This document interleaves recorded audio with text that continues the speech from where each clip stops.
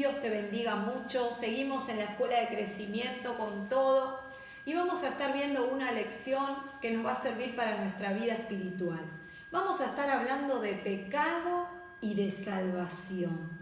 La lección 11 que vos tenés ahí en tu carpeta nos define este tema y empieza contándonos una historia de un chico Beto que la mamá le dijo: cuidado, te vas a ensuciar tu camisa nueva con cemento, y él dijo: no pasa nada, y de repente vio una mariposa que volaba por ahí. ¿Y qué pasó? Esta mariposa se detuvo en el cemento, él intentó sacarla y se manchó toda la camisa.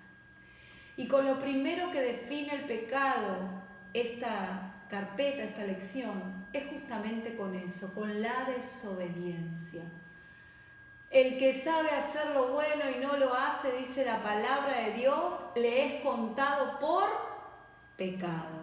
Y para mí es una de las definiciones de pecado más hermosas y que más explican lo que para Dios es el pecado. Lo que uno sabe que tiene que hacer y no lo hace, le es contado por pecado. Ahora, hay una evidencia bíblica del pecado y de eso es de lo que vamos a hablar. Por ende, desde la creación del mundo y al principio comenzó el pecado. El primer ejemplo que tenemos ahí en la carpeta es el de Adán y Eva, que se encuentra en Génesis capítulo 3 y dice que registra la primera ocasión en que el hombre pecó. Caín y Abel en Génesis 4 relata cómo el pecado de Adán y Eva afectó a sus hijos. No solamente cuando pecamos somos afectados nosotros mismos, sino que muchas veces las consecuencias que más adelante vamos a ver pueden llegar a afectar aún a las personas que tenemos por debajo nuestro naturalmente y también espiritualmente, a nuestros hijos naturales, pero también a nuestros hijos espirituales. En Éxodo 20, del 1 al 7, dice: Dios dio la ley escrita para dirigir a su pueblo desde muy temprano en su formación. Desde muy temprano, cuando Dios empezó a transitar y caminar con el pueblo de Israel, es que quiso darles una ley para que ellos puedan saber lo que está bien y lo que está mal. Y de hecho, desde ese momento, el pueblo, Dios no había ni dado los 10 mandamientos, que cuando Moisés bajó el pueblo ya estaba adorando a otros dioses.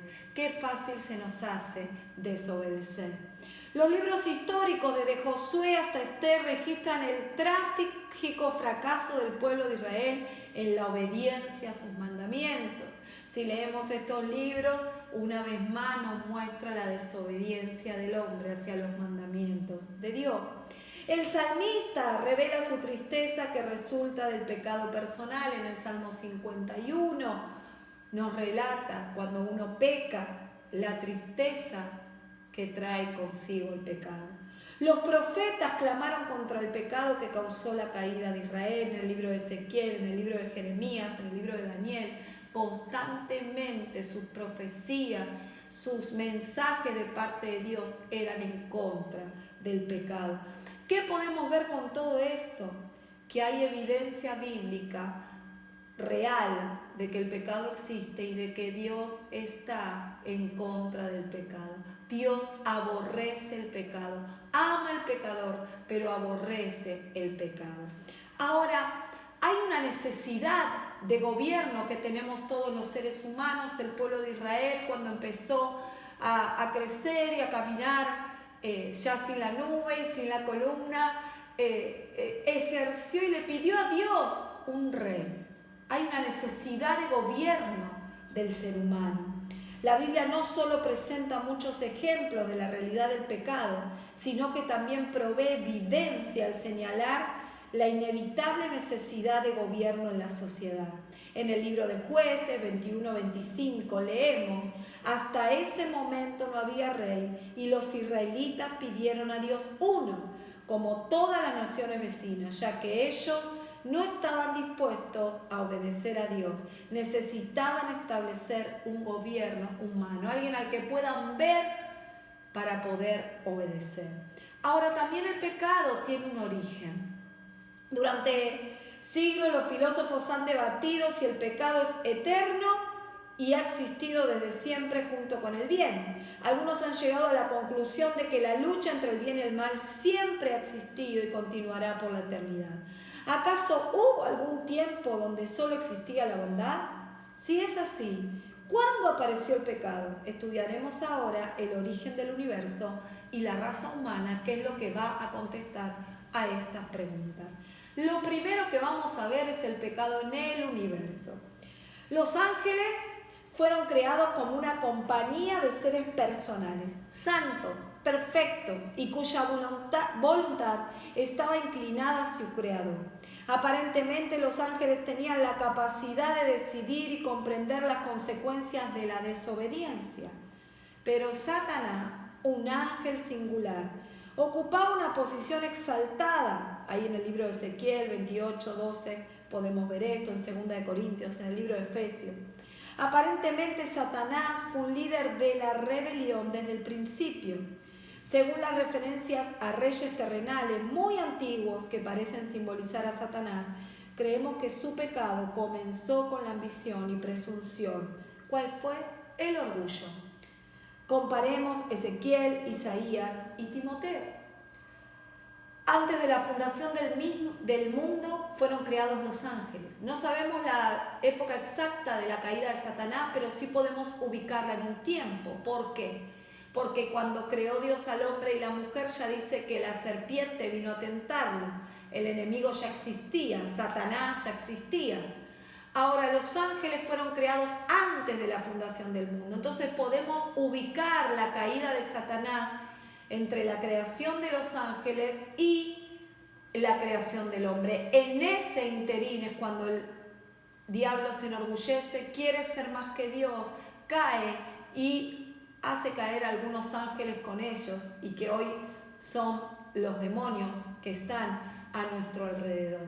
Pero el pecado tiene su origen en el universo, de antes de la fundación del mundo. Por eso es que Adán y Eva fueron tentados por Satanás. ¿Para qué? Para desobedecer a Dios. Volvemos al primer punto. El pecado siempre está en desobedecer la ley y la palabra de Dios. También en la raza humana, Dios creó al hombre sin una naturaleza pecaminosa.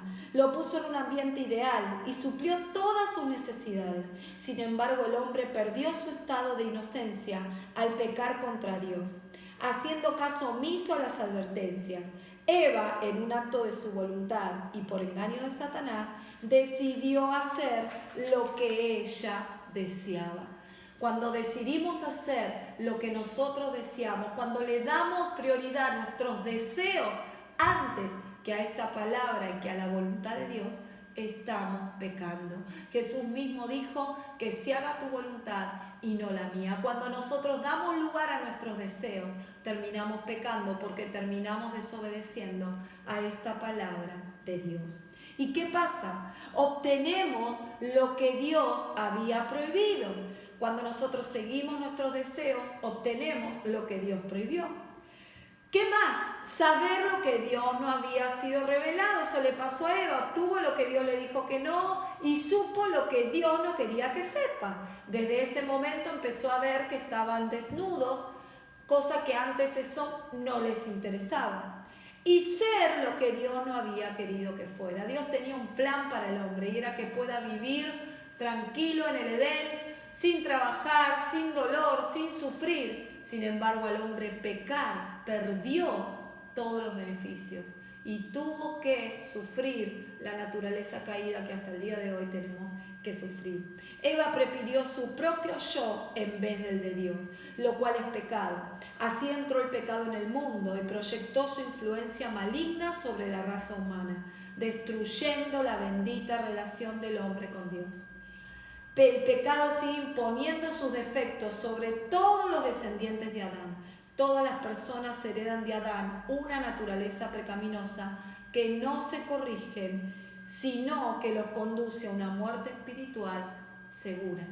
La naturaleza del hombre es el pecado. Desde Adán hasta el último hombre que nació hoy, nacen con una naturaleza pecaminosa, que el único que rompe con esa cadena y esa naturaleza de pecado es nuestro Dios. Ahora, la naturaleza del pecado dice que en el idioma hebreo, en el Antiguo Testamento y el dialecto griego, en que se escribió el Nuevo Testamento, emplean palabras muy expresivas para describir el acto de pecar contra Dios. Cada término en forma diferente expresa un acto que provoca la desaprobación de Dios.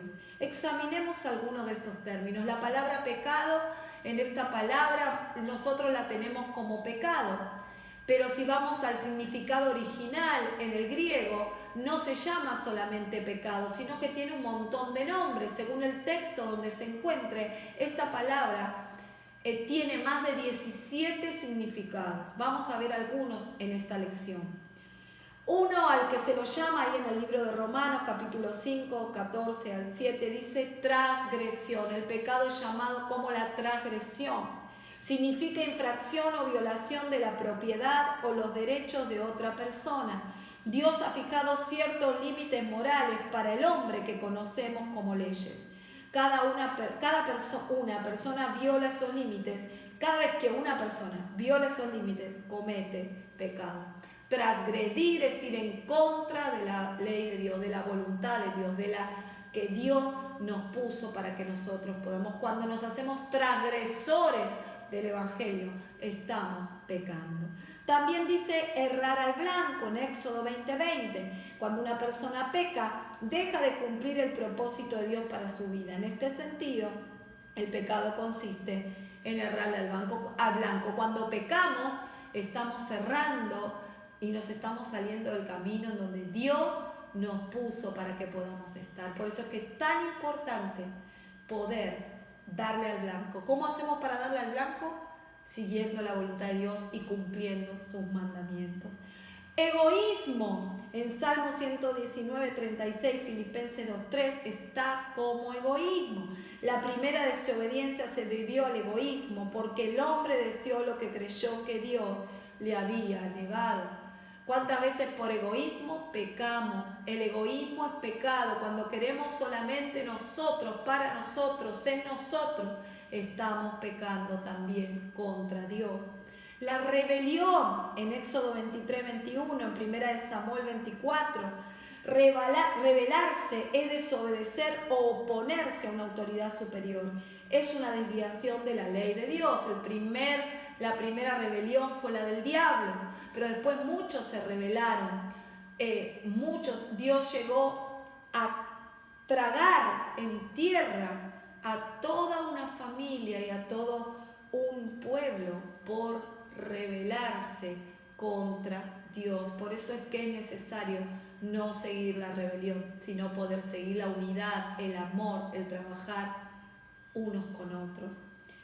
La contaminación, también se describe el pecado como una contaminación. Santiago 1:27, cuando alguien peca, el sentido de culpa instigado de su mala acción le hace estar consciente de su mancha o contaminación. Inmundicia lo llega a tratar el original. Se siente sucio, por eso es que las Escrituras hablan de la necesidad de limpieza del pecado. Necesitamos ser limpios porque cuando pecamos estamos siendo contaminados, no por la Biblia, sino por el poder del enemigo. Necesitamos ser limpios de toda contaminación que esté contaminando nuestro corazón, nuestra mente, lo que a Dios le agrada. Ahora también hay consecuencias. Dios perdona el pecado, hasta el pecado más grande es perdonado por Dios. ¿Dios perdona a un asesino? Sí. ¿Dios perdona a un violador? Sí. ¿Dios perdona el pecado más aberrante que podamos entender o creer con nuestra mente finita? Ahora, todo pecado trae sus consecuencias.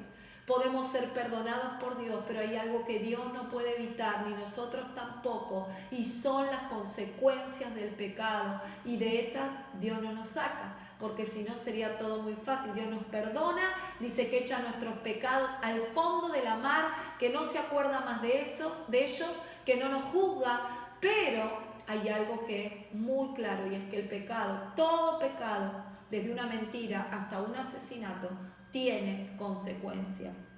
Lo primero es una relación rota con Dios. Cuando pecamos, rompemos esa relación que tenemos con el Señor. Como dijimos hace un ratito, Dios aborrece el pecado, ama al pecador, pero el pecado nos separa de Dios. Cuando Dios confrontó a Adán y a Eva con su pecado. Se vieron desnudos el uno al otro y ante Dios, y avergonzados trataron de esconderse de su presencia.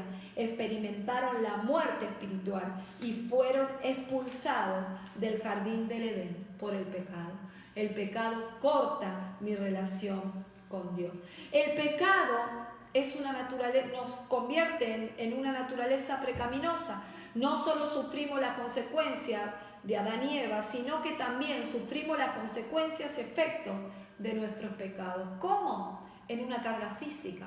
Cuando pecamos, el cuerpo lo puede repercutir. Cuando yo tengo un vicio con las drogas, cuando yo me tatúo, voy y estoy haciendo algo contra mi cuerpo, cuando yo algo que me puedo contagiar una enfermedad, cuando yo me alimento mal, cuando yo no quiero comer, cuando yo como demasiado, tiene una consecuencia física porque estoy pecando, estoy haciendo algo que a Dios no le agrada. Nuestro cuerpo es templo del Espíritu Santo. Todo lo que hagamos que sea en contra de nuestro cuerpo, como así no cuidarnos, quizás en nuestra alimentación, quizás en hacer un ejercicio, quizás en hacer cosas que hacen bien a la salud y que hacen bien al cuerpo, traen consecuencias físicas a las cuales después no le podemos echar la culpa a Dios, porque es algo que nosotros hemos transgredido. También puede tener un ambiente hostil. Cuando pecamos nos sentimos tristes, nos sentimos angustiados, porque en nuestro corazón sabemos que hemos fallado a Dios. Y aun cuando no conocemos a Dios, la persona que peca, la persona que miente, la persona que mata, no tiene una vida feliz. Por más que parezca feliz, no lo es, porque trae una consecuencia, un ambiente hostil en la persona que practica el pecado. También la eterna separación y el castigo si nosotros no nos acercamos a Dios, que tiene poder para perdonar el pecado, vamos a ser castigados eternamente. La práctica del pecado es muerte. Si nosotros morimos pecando, nos vamos al infierno. Suena duro, suena cruel, pero es la verdad. No te podría decir otra cosa porque es la única verdad. No existe una línea media, un camino medio. O somos de Dios o somos del diablo. El medio no existe. Si yo soy de Dios, hago la voluntad de Dios, vivo conforme a las Escrituras. Si yo practico el pecado, vivo conforme a lo que me manda el diablo. Mis propios deseos, mi propio egoísmo, mi propio orgullo. Esa es la voluntad del diablo, pero va en contra de la voluntad de Dios. Si yo voy en la voluntad de Dios, me voy a una vida eterna con Cristo. Si yo voy a la voluntad del diablo, muero y me voy al infierno eternamente. No hay otra. O vivo eternamente en el infierno o vivo eternamente en el cielo. Por eso es que es tan importante no practicar el pecado. Ahora, hay una restauración para el pecador y esa es la salvación. La salvación es lo que restaura todo, mi vida espiritual, mi vida física y mi vida emocional. Por medio de Adán entró el pecado, pero por medio del maravilloso Jesús, nuestro Salvador, entró la salvación.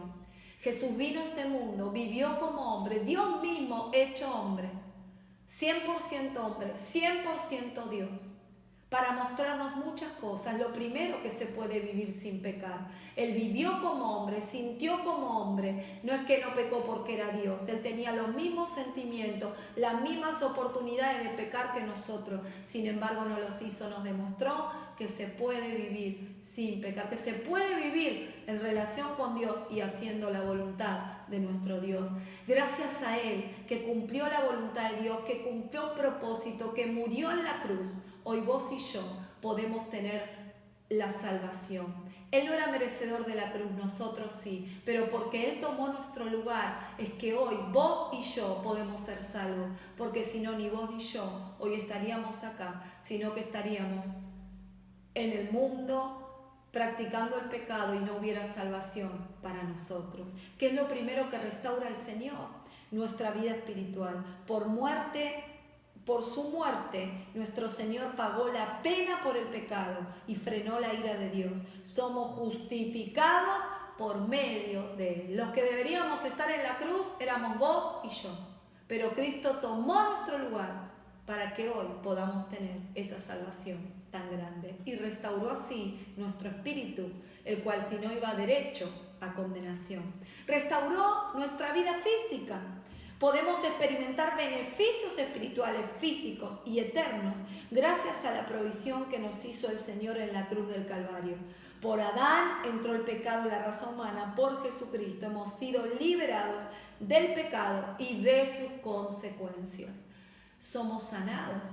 Hay una enfermedad muy típica hoy en día que es el cáncer, en donde dicen que el cáncer todos lo tenemos, pero que a algunos se le despierta y a otros no, y que uno de los motivos por el cual el cáncer se despierta en nuestro corazón son por el alma, por las afecciones del alma, por cosas guardadas, por cosas no expresadas, por angustias, por depresión.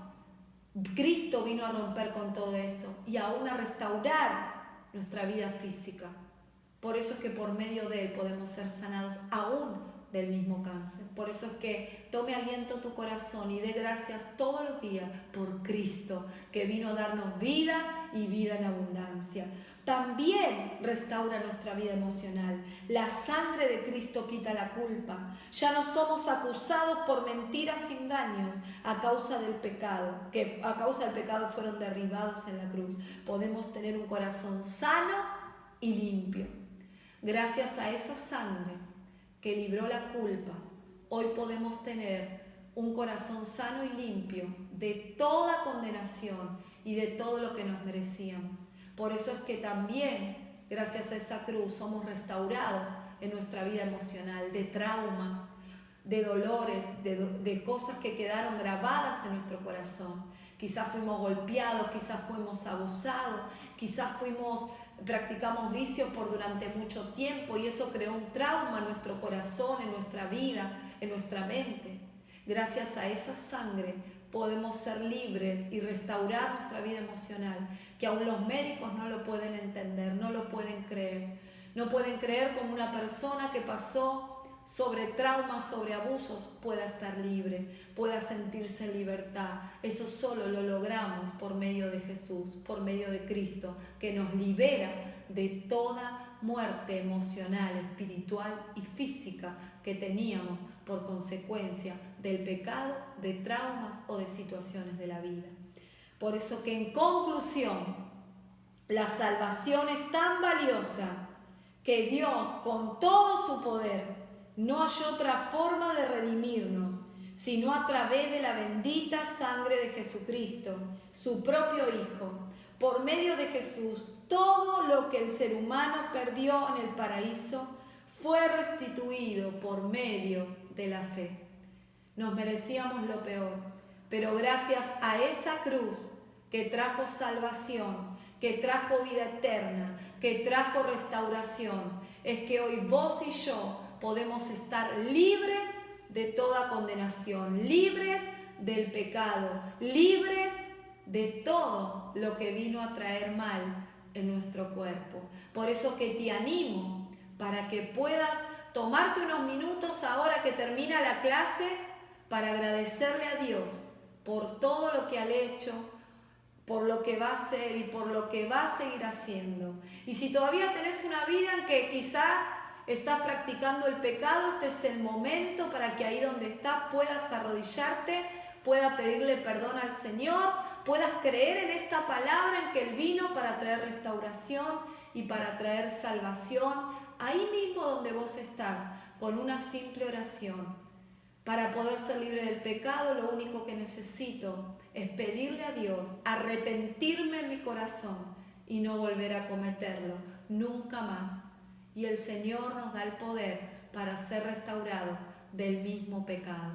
Que el Señor te bendiga mucho, que puedas tener una semana de victoria y que todo lo que en este momento venga a tu mente y en tu corazón, que quizás ya no lo recordabas y lo recordaste por medio de esta palabra, puedas dejarlo en las manos de nuestro Señor. Dios te bendiga mucho y que puedas tener un día de victoria.